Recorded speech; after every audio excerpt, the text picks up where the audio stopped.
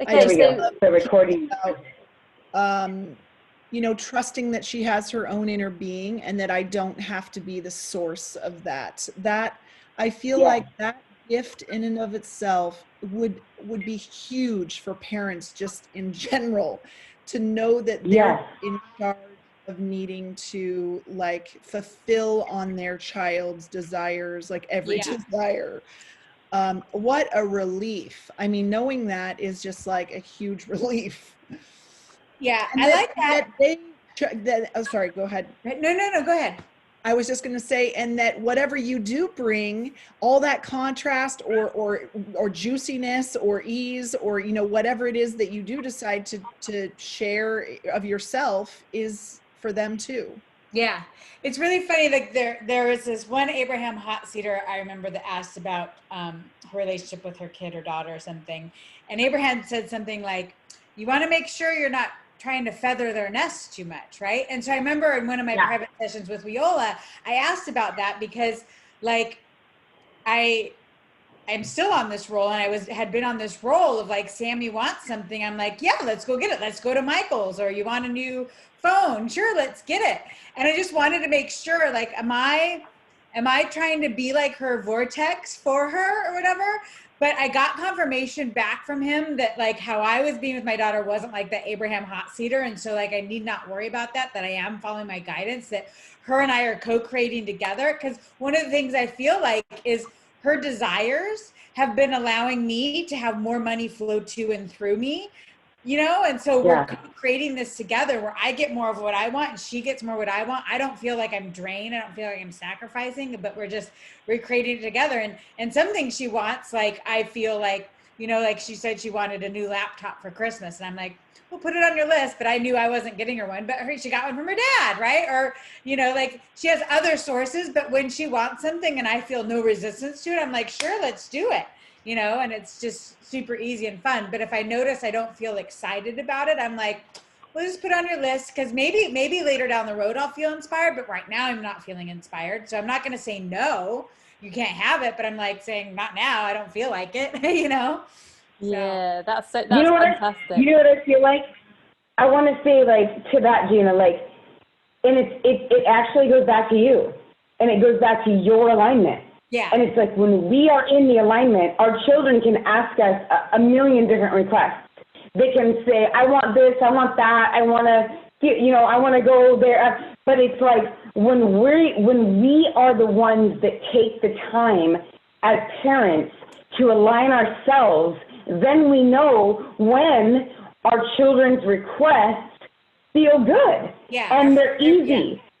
It's funny because I remember, so I talked to Raven months ago about like, tell me more about this unschooling thing because school hadn't been working out for Sammy. And I was kind of thinking about looking at the different variety, and like, we're not there yet of getting her there because her dad's not on board, but I'm finding ease with, okay, she's just in her school program now, but I remember one of my questions to you, Raven, was like, cause you just wait for the kid to say, I want to learn about this, or I want to play with this. Right. And I was like, how expensive is this unschooling thing? Because anytime they say, I want to learn about something, like, is that like another $300 per month thing that you signed them up for? And once I let go of the worry about that, I find that she really doesn't ask for that much, you know? Right. She really doesn't. Like, if I had resistance about her asking for too much, I'd probably have her, she probably would ask for too much. But I find that when she knows she can have anything, and the stuff she has, she really enjoys. Like, it was a few weeks ago, she's like, I want to go to Michael's and get resin. Like, she wanted to do resin molds, and I have one of her molds she made. Look at this little jar she made with little tools in the, like, and it was like $150 or whatever. But this whole, Karen got her like a diamond that Sammy made for her and stuff. And like, and she had so much fun playing with it. And now she's done with it. But it was probably like $250 total. But like, she got to explore this, and she actually turned into this thing where she's gonna save this. And once we get that little cabin up at our beach house that I told you about, she's gonna have that be like her studio where she makes things like this and paints. And she's gonna start selling it, because on our island every summer when it's not COVID, they have every Saturday, they have these maps they give out to people because there's tons of artists on the island that sell their wares and their artwork. And so we're going to include Sammy on that. And she's going to make a little bit. She's so excited. So right now she's just exploring. So now she's kind of moved away from this, tabled that for a while. And now she's back to painting. And like, you know, and so letting her hop around, and I'm finding it's actually not that expensive at all, especially compared to like what I could be spending money on. And so, yeah, it's just really fun.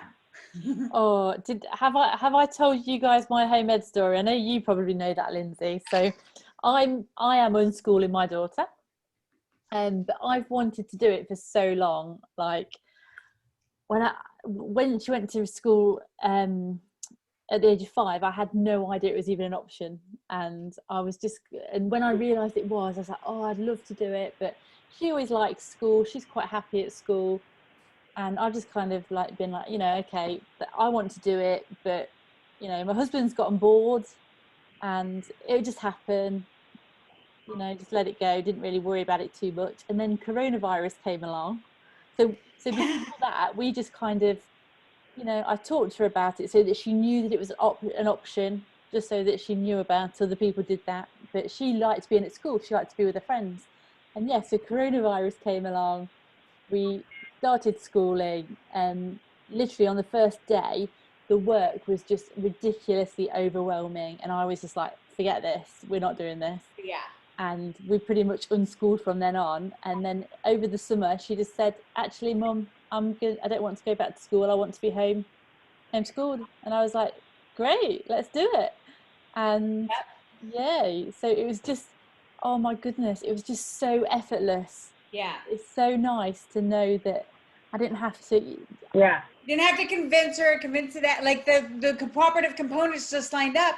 And then once she got a taste of it, she's like, oh my God, I actually like this better. So now she has a desire and wanting for it. So now it's just easy.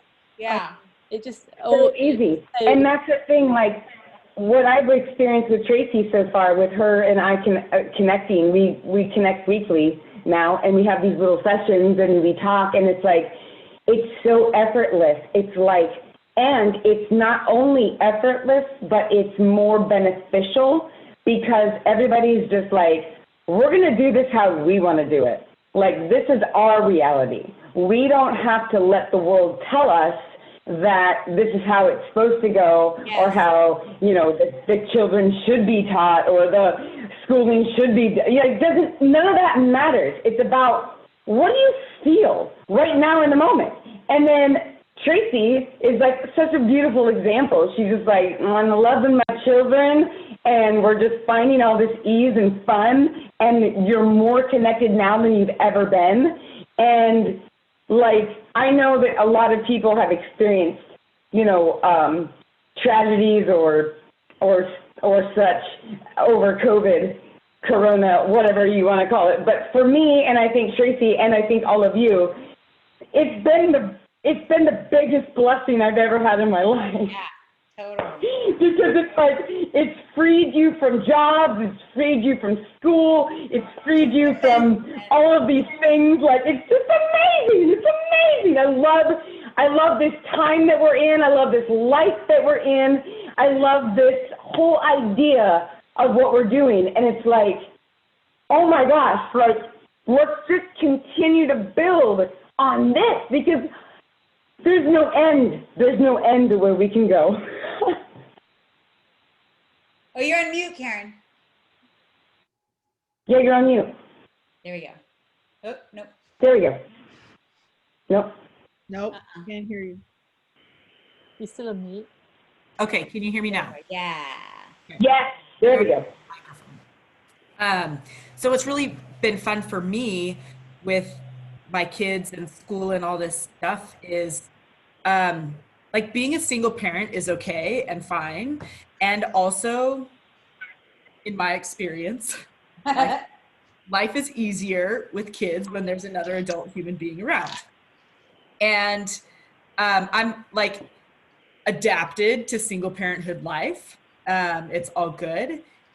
But like a year or two ago, I was having a session with Gina, and I was like, I feel like I want my kids to to go to school in Colorado and be with my ex. And I feel like a little bit of a bad mom. Yeah, for wanting that. I feel like a bad mom because I want my kids to be with my ex most of the time. And so we did some work on that and let it go. And I never once brought it up to my ex because I wasn't in a place to do that. And then COVID happened, and in Colorado, schools were in person. And so my ex called me, and she was a little nervous because we were on the cruise, right? She called on the cruise. Yeah. And she's like, school is going to be in person in Colorado.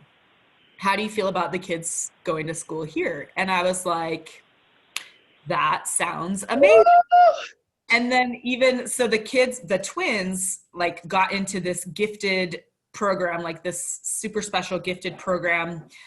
And they were in a gifted program here too, and like going back and forth between different states and different gifted programs. It's like, that just is not like pleasant or, whatever. And so she called me a few weeks ago and was like, what are you thinking about school for next year for the kids? And I said, I feel like it's best for the kids to stay where they're at because it just makes the most sense. And so what's beautiful about that is that I still get to see them. Like they're going to be here in a few weeks. I get to spend lovely unplanned time with them and do whatever we want. And I also get to have all this free time where I can be building my creations and going to Florida for Wiola or going on cruises or going to Serbia with Gina or and it's amazing. And I'm also like loving this conversation while we were in Miami for Wiola, which I know is not Abraham, but it's still, the same line of stuff.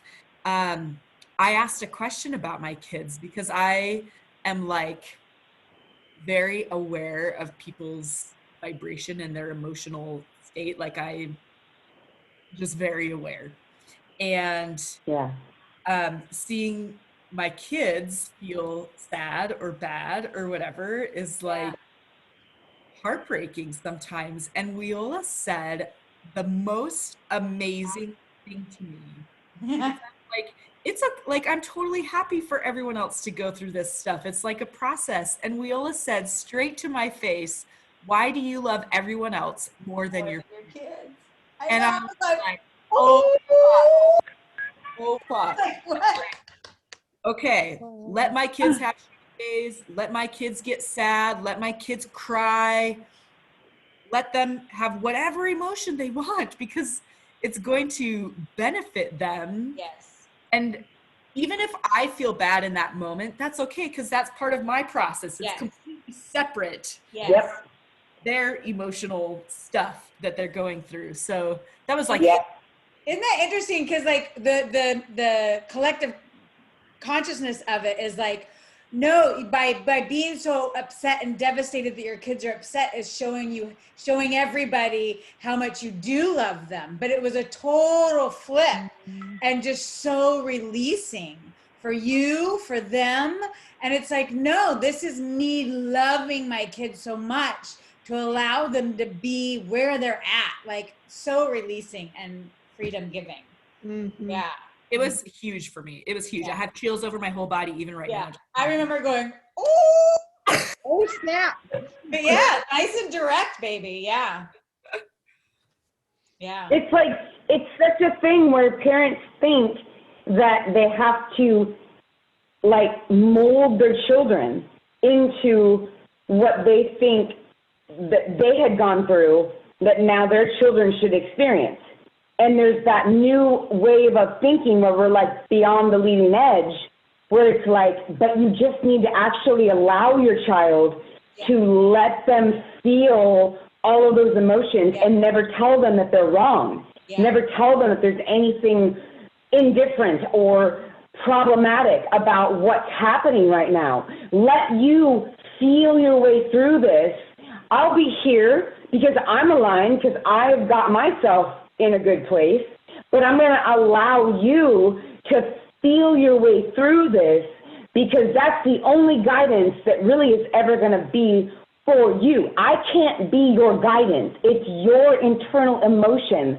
And I believe that that's exactly what Viola told Karen, and I believe that's exactly what Abraham told the hot seater that I referenced, and I believe that's exactly what Jerry and all the other entities are telling Gina with her child, and like everyone, like Tracey and like always, like it's just like let your child feel their way through it, and that's like the greatest gift we can give them. So good. It's so good. You know, I also love, and this is kind of on this different vein, but similar, of just, I love following her. Like, I love giving her time where I just follow her lead, you know, because often, you know, we're like, okay, we got to do this, and then we got to do, you know, we got to do some errands or whatever.